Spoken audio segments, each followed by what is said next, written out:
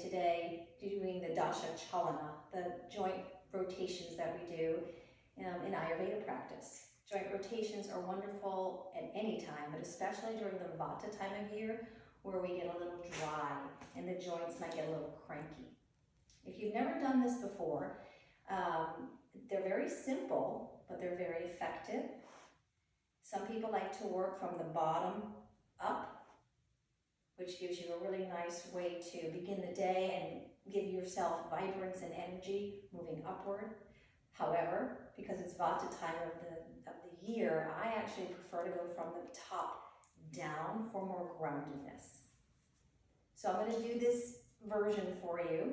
Take what you like on it, do all of it, do some of it, decide what feels right in your body.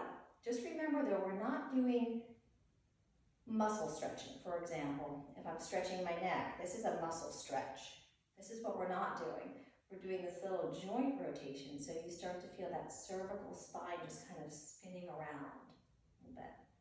So we'll start with 3 deep breaths, coming to a nice standing pose that's comfortable for you. Hand on the heart, hand on the belly, and 3 full breaths here.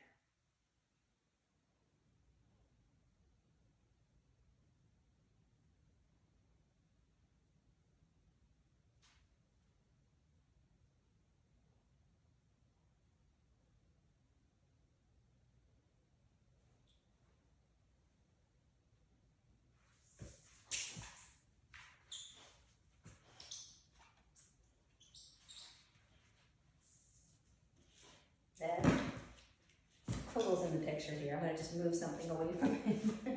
Sorry. From here we go right into our joint rotations, starting with the head, with the neck.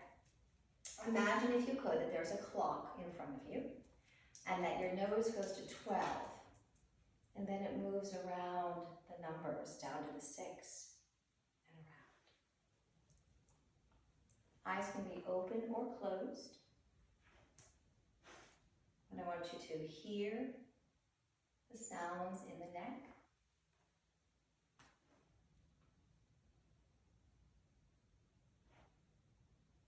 You can do this faster than I'm going or slower. And after about 4 in each direction, you're welcome to do more. I usually go the other way.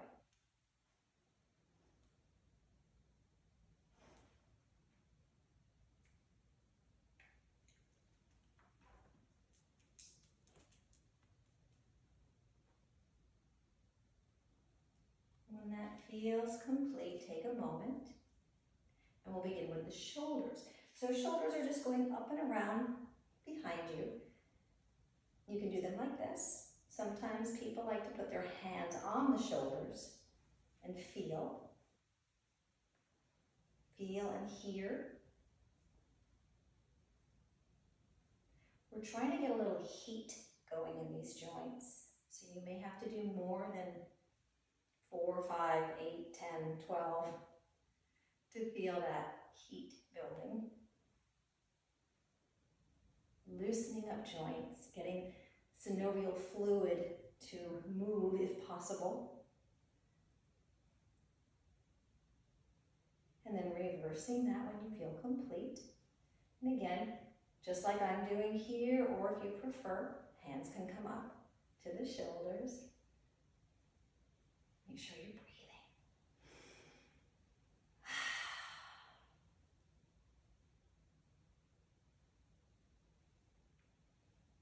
And when that feels complete, we're going to go wider with our feet. We're going to do just the rib cage and up for a little bit of a twist side to side, so the low body does not get involved. The arms get involved though. We tap shoulder and low back. As we go side to side, the eyes move, the head moves.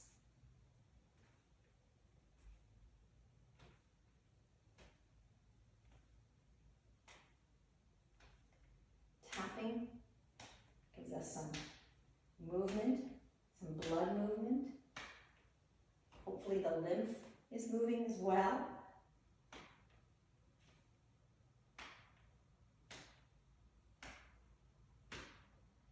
Two more to each side. And to come out, just let your body unwind. So we stay nice and low here. You can go wider. We're doing the big hula hoop stretch. We're letting those hips get all the way around. Let the knees bend, let the ankles move. These can be very large, like I'm doing. They can be really little. You can just kind of straight knee it if you want to feel what that feels like.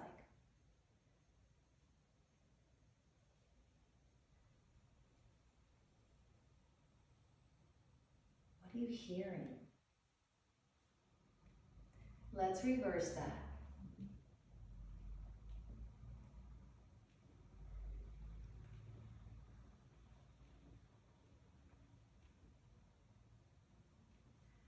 Let's go ahead and stop this particular movement and move to the next one, which involves the whole lower body, specifically knees and ankles.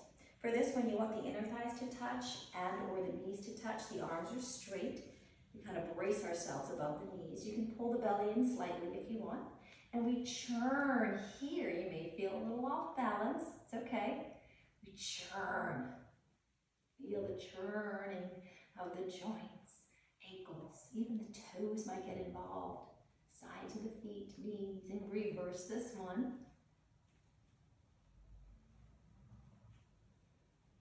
The Dasha Chalana is something I do every morning in my personal practice.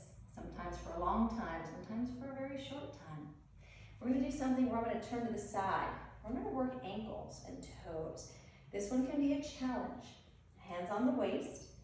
I'm putting my right foot forward for balance. My left foot is behind me, toes down for a stretch. I'm going to look straight ahead because sometimes I go off balance on this one. And I'm just going to churn. So my big toe comes down, my pinky toe comes down, my whole ankle turns.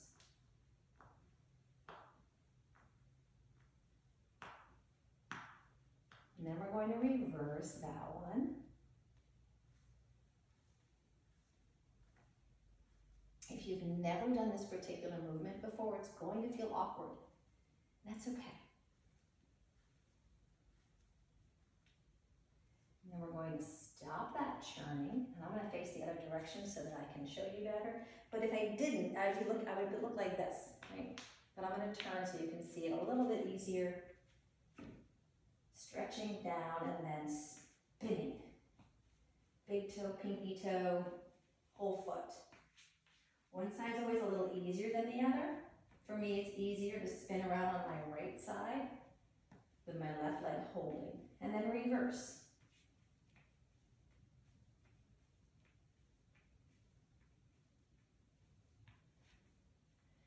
Coming back around, we've got two more things to do. We're going to do the joints and the fingers and the wrists, and then we're going to do the whole spine.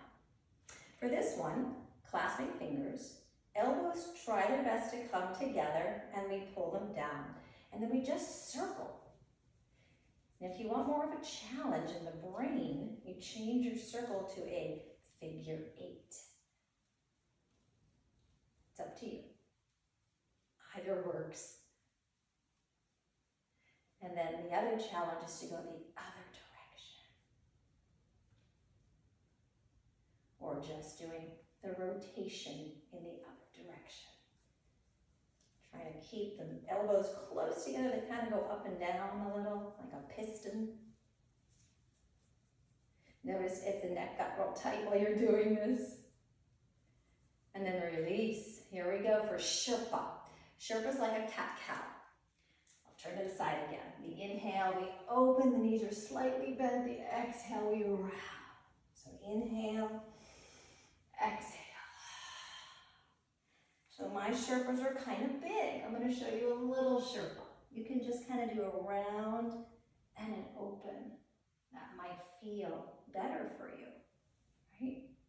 Cat-cow, or the whole thing. Where the head gets involved and the hips get really involved. Take 2 more rounds in any one you're doing.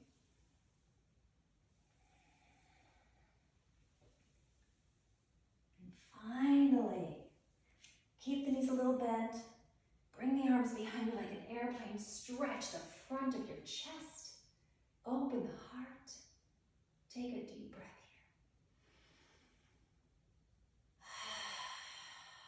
And then the opposite. I'm going to straighten my knees a little bit. Clasp the fingers around the upper back. Toes are straight ahead as we drop the chin.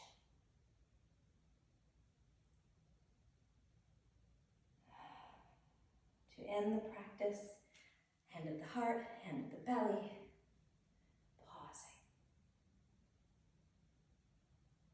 Noticing and feeling.